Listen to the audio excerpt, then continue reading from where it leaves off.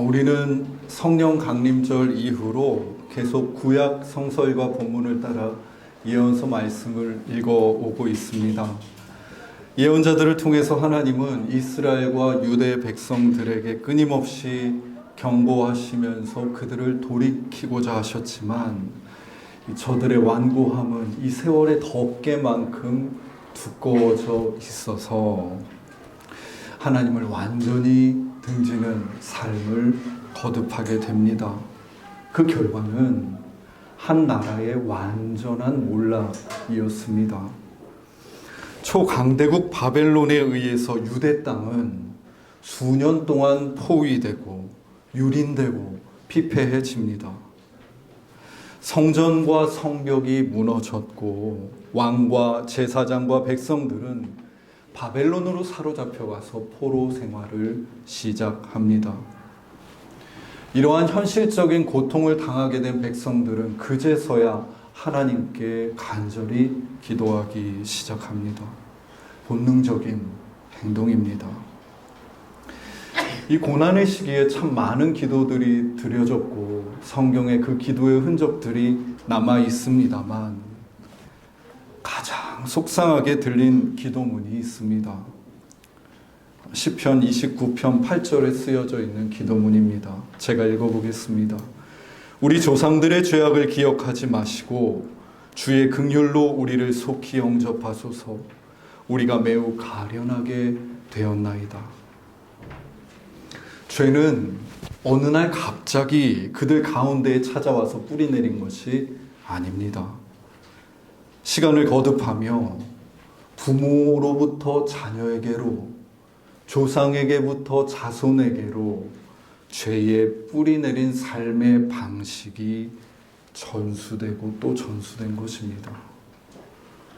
실로 무서운 진실이고 현실입니다. 부모는 아이들에게 세계이고 전부이지 않습니까? 아이들은 부모님을 통해서 언어를 배우고 세상을 배우고 삶의 방식을 배웁니다.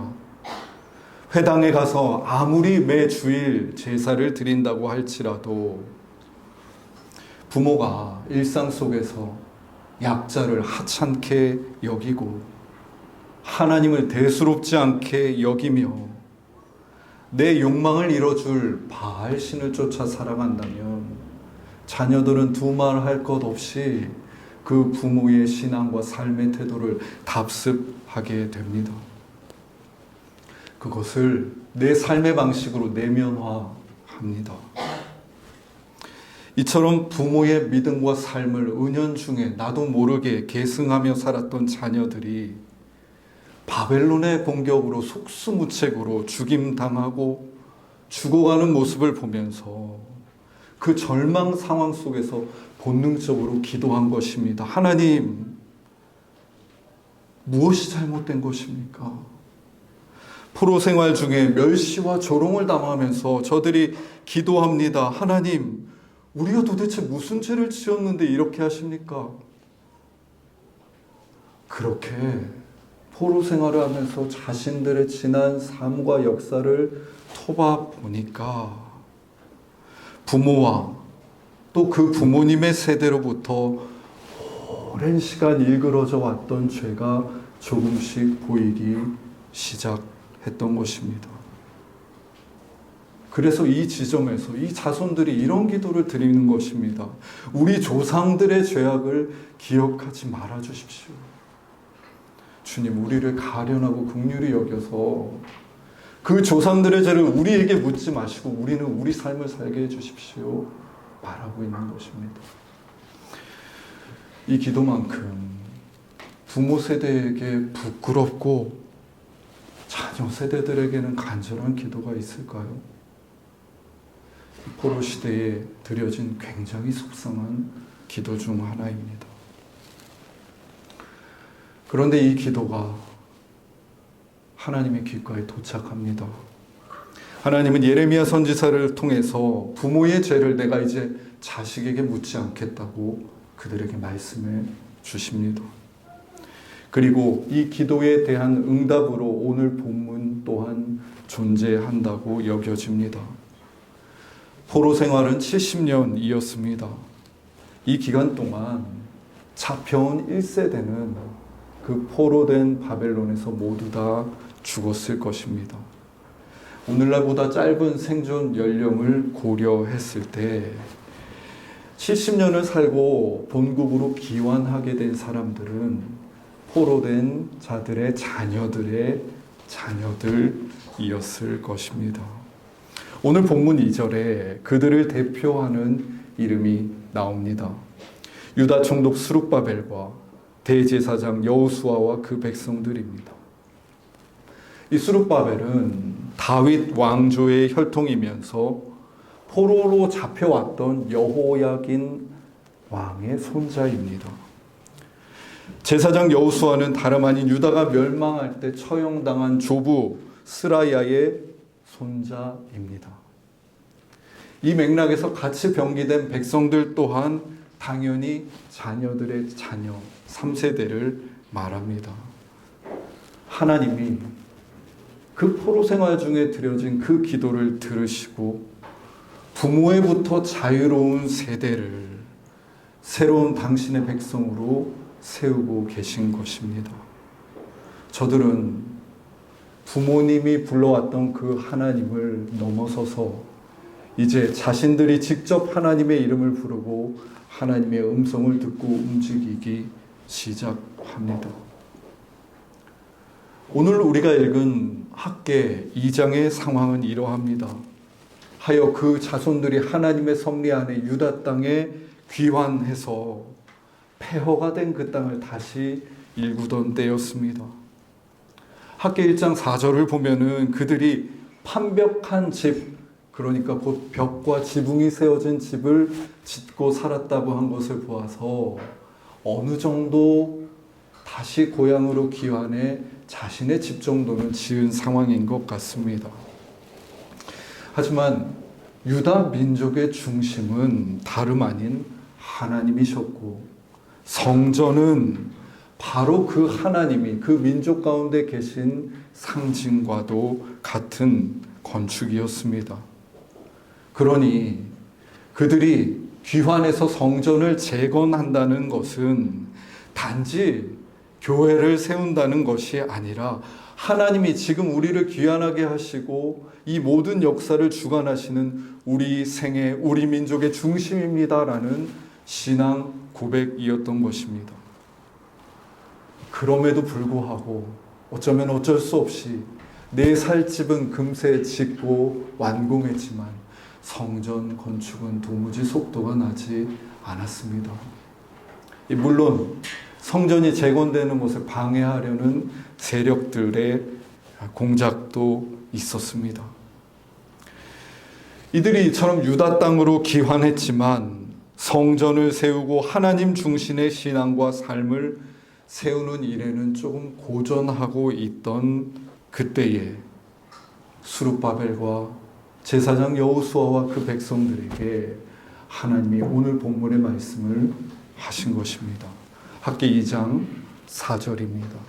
스룹바벨아 스스로 굳세게 할지어다.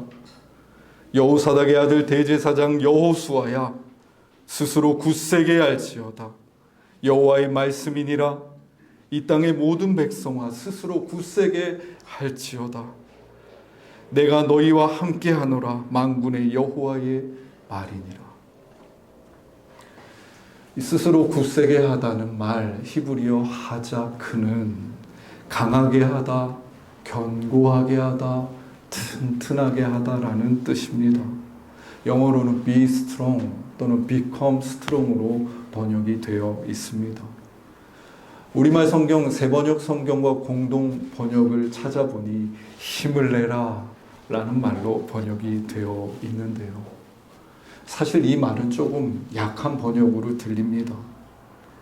하나님이 그저 성전 건축에 고전하며 힘들어하고 있는 저 백성들 옆에 오셔서 힘을 내라 토닥이는 정도의 말이 아닙니다. 우리 교회가 올해 표어로 삼은 것은 시편 127편 1절을 토대로 한 여호와께서 집을 세우지 아니하시면 세우는 자의 수고가 헛됩니다 입니다. 이 본문에서 하나님은 건축자요 세우는 하나님이십니다. 그냥 너희들끼리 세워라, 힘내라 하시고 뒷짐을 지고 계시는 분이 아니란 말입니다. 오늘 본문 5절에도 하나님의 그러한 모습이 드러납니다.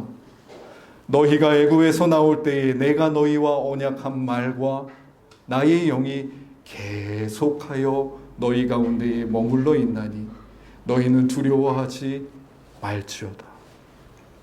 하나님의 영이 지금 계속하여 그들 가운데 머물러 있으면서 그들과 함께하면서 그들을 아침마다 새롭게 북돋우면서 세워가고 계셨던 것입니다.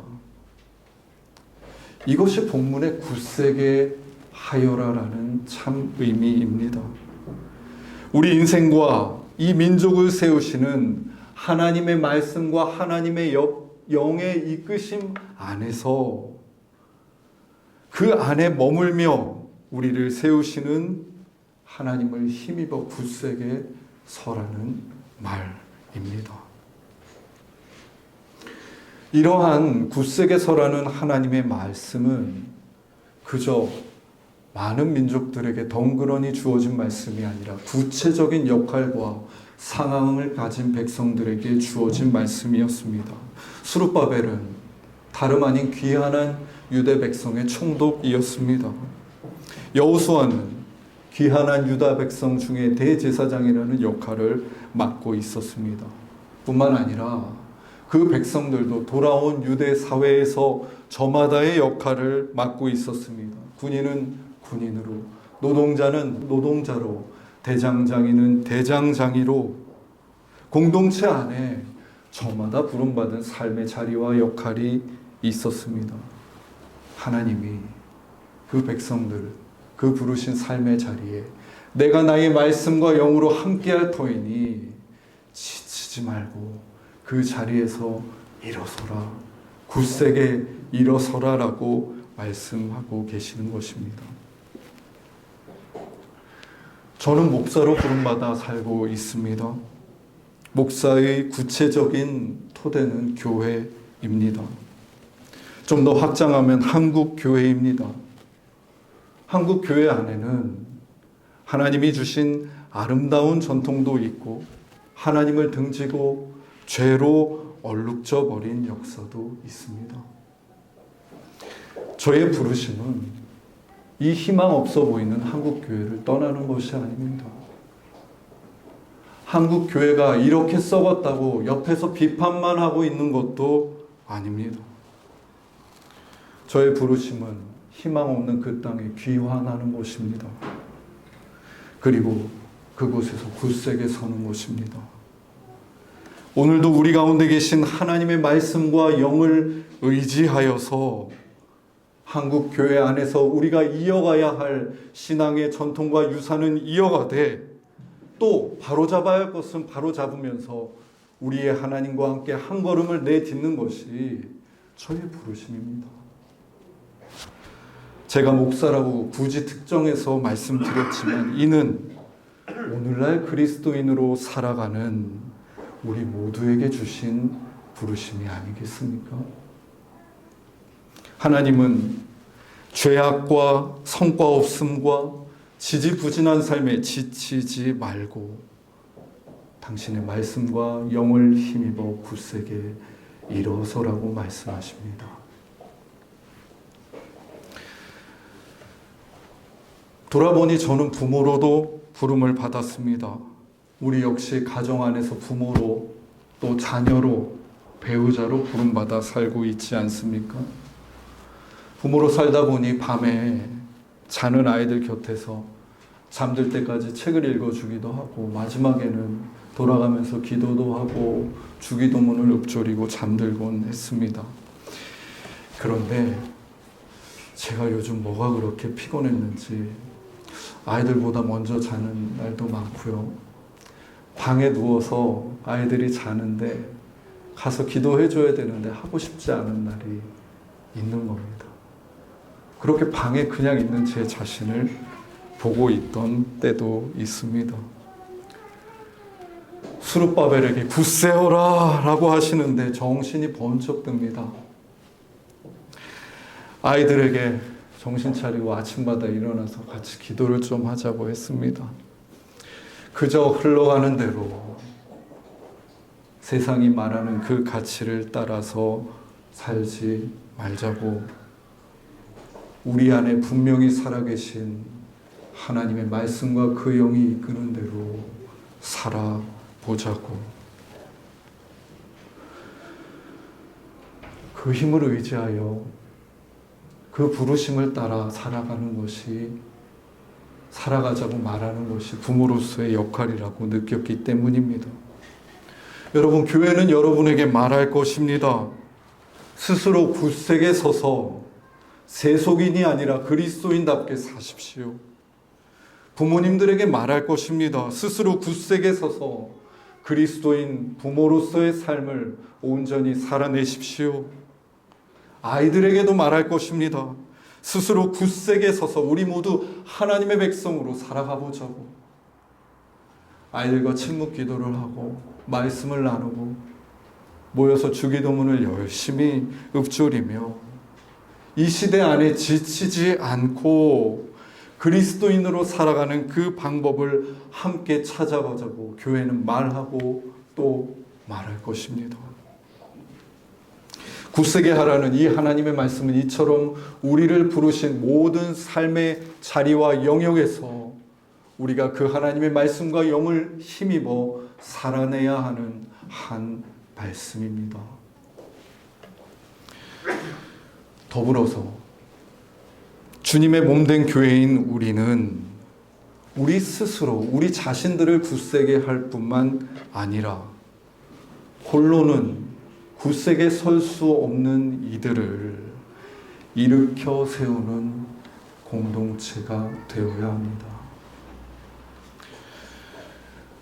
우리 교회는 설립 초기부터 관계를 토대로 한 이웃 나눔 사역을 하게 해달라고 기도하면서 하나님께서 우리 교회와 어떤 분들을 관계 맺게 해주실까 세심히 찾으며 이제까지 걸어왔습니다. 이 막연한 대상인 아프리카 어디 누군가에게 후원을 하는 것도 중요하지만 구체적인 관계성 안에 존재하면서 재정만이 아닌 우리의 삶과 신앙, 또 때때마다 삶에 찾아오는 실질적인 필요를 나누는 이웃으로 살아보고 싶었기 때문입니다. 마침 우리 교회에 사회복지사로 살고 있는 박태진 형제님을 통해서 우리는 사회 경제적으로 어려운 처지에 있는 아이들을 만날 수 있었습니다. 구체적인 이름과 삶을 가진 그 아이들의 삶을 전해 듣고 장학금을 전달하기도 했고, 또 몇몇 교우님들은 그 아이들과 지속적인 만남 또는 이례적인 만남을 통해 관계를 가져오시기도 하셨습니다. 장애를 가진 이웃과도 만나 교제하며 서로의 필요를 채워주는 경험을 하기도 했습니다. 비록 지역사회로 배정되어 살고 있지만 이웃이 없는 상길 형제님이 우리 공동체에서 함께 살고 있는 것도 이 과정 속에 하나님이 주신 큰 은총입니다. 그러던 중에 근래 태진 형제님을 통해서 은평구에 그룹홈이 세워지는 구체적인 상황을 마주하게 되었습니다. 그룹홈은 처음 들어보신 분들도 계시겠지만 가정을 잃은 아이들이 일상을 영위할 수 있는 보금자리와 같은 생활 공간을 의미합니다. 안타깝게도 부모의 무책임과 방관, 알코올 중독과 폭력으로 더 이상 가족으로 살 수 없는 아이들이 있고, 그 아이들은 서울시 임시보호시설에서 보호하고 있습니다. 그들이 계속 임시보호시설에 있는 게 아니라 각 지역사회의 구체적인 생활 공간인 그룹홈에 배정받아서 동등하게 학교도 다니고 공부도 하고 보통의 삶을 살 수 있도록 하고자 세워진 것이 그룹홈입니다. 그런데 우리나라는 이러한 사회복지시설의 건전성을 위해서 그룹홈의 경우에 최초 1년 동안은 자비량으로 온전히 운영되는 모습을 보여주어야만 이후 1년 이후에 정식으로 재정 지원을 해주는 시스템을 가지고 있습니다. 그러니까 1년 동안 국가 지원 없이 그룹홈을 운영해야 공적인 이 아이들을 섬기는 기관으로 공인될 수 있는 것입니다. 당연히 비용과 막대한 손길이 들어가겠죠. 그럼에도 불구하고 태진 형제님께서는 은평구에 다른 지역보다 현저하게 그룹홈이 부족한 그 동네에 그룹홈을 세우는 일을 진행하고 계시고, 우리 교회도 이 과정에서 함께 기도하면서 그 그룹홈에서 일하시게 될 사회복지사 한 분이 그 1년간 아이들을 섬길 수 있도록 재정을 지원하기로 의견을 모은 상태입니다. 우리 교회는 규모로 보자면 큰 교회는 아닙니다. 후원 계좌와 헌금 계좌가 있는데요. 헌금 계좌에 지난 9월 기준 재정팀이 보고해 주신 잔고는 6,864만 7,390원입니다. 이 중에 사회복지사 한 분의 1년 동안에 임용할 수 있는 대략 2,500만 원 정도 되는 돈을 그룹홈에 지원하기로 한 것은 쉬운 결정은 아니었습니다만, 긴 시간 섬김위원회 안에서 대화와 기도 끝에 결국 만장일치로 지원하기로 의견을 모으게 되었습니다. 이는 가정 없이 살아가는 아이들이 다시 일상을 회복할 수 있다면 그것이야말로 저들을 굳세게 세우라는 하나님의 그 한 말씀에 순종하는 것과 다르지 않다고 여겼기 때문입니다. 우리는 먼저 우리를 부르신 내 삶의 터전과 역할 안에서 굳세게 일어서겠지만, 나아가 우리가 모여서 이룬 공동체인 교회는 나를 넘어서 불의하고 불완전한 이 세상 속에 있는 이웃들이, 아이들이 굳세게 일어설 수 있도록 하는 역할을 감당해 갈 것입니다. 이로써 스스로 굳세게 하라는 하나님의 말씀이 가진 두 가지 방향성이 명확히 드러났습니다. 이 말씀은 첫 번째로 우리 내부를 향합니다. 곧 나와 가정과 나를 부르신 삶의 자리를 굳세게 세우라는 말입니다. 또한 이 말씀은 공동체를 통해서 외부를 향해 뻗어갑니다.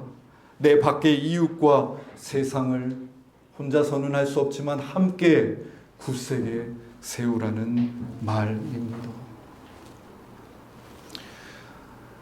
하나님이 사랑하시는 숙가족 여러분, 수룹바벨아 여호수아야 스스로 굳세게 하여라 하라 말씀하시는 이 하나님의 목소리를 우리 모두 다 경청합시다. 수룹바벨과 여호수아의 그 이름 자리에 내 이름을 한번 넣어 보십시오. 재령아 스스로 굳세게 하여라.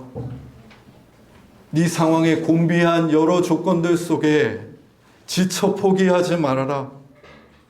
애굽 시대부터 성전이 재건되는 그때를 지나 지금까지 살아계시면서 우리와 함께 하시는 그 하나님의 말씀과 영이 여기 있으니 그 말씀과 영을 힘입어 오늘도 굳게 일어서라.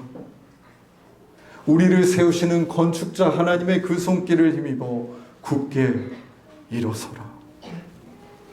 여러분, 우리가 이 하나님의 말씀에 예 주님 하고 응답하며 그분의 말씀과 영을 힘입어 살고자 할 때 우리의 삶과 이 땅은 어떠한 절망이 곁에 찾아올지라도 견디고 다시 일어설 수 있는 힘을 주로부터 받게 될 것입니다.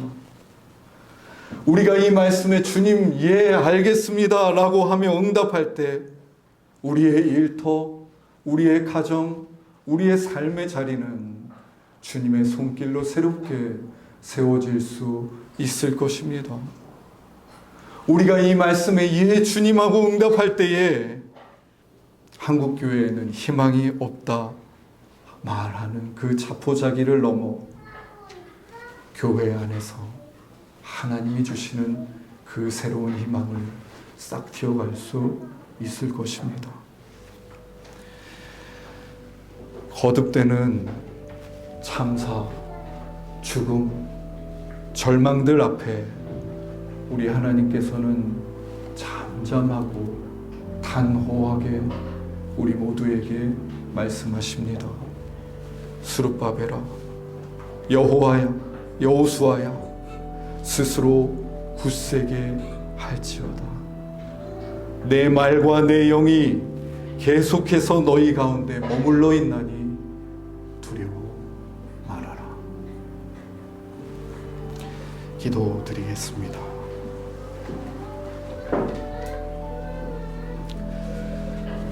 하나님, 우리와 우리 공동체가 주님의 이 말씀에 예 응답하며 일어서게 해주십시오. 허락하신 삶의 터전 가운데서 하나님의 말씀과 영의 이끄심을 따라 굳세게 일어서게 해주십시오.